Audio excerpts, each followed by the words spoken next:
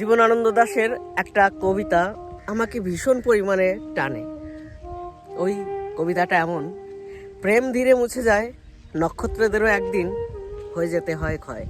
সত্যি তাই, একটা সময় পর জীবনের সকল অনুভূতিগুলো নষ্ট হয়ে যেতে থাকে।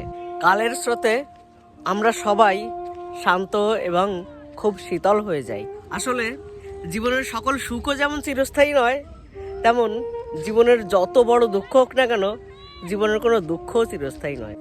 শত না পাওয়ার দুঃখ জীবন একটা সময় সবই মেনে নেয়, আর দিন শেষে সকল ক্ষত ঠিকই সেরে যায়। একটা সময় যার জন্য এত পাগলামি ছিল, সময়ের সাথে সেই পাগলামিগুলো যেন হাসির খোরাক হয়ে যায়। মনে হয় কী বা এমন দেখেছিলাম তার মধ্যে, যার জন্য এত পাগল হয়েছিলাম। কী বা এত কারণ ছিল যার জন্য বুকের ভিতর এত নরম অনুভূতি পুষেছিলাম। কিন্তু কি অদ্ভুত ব্যাপার, তাই না?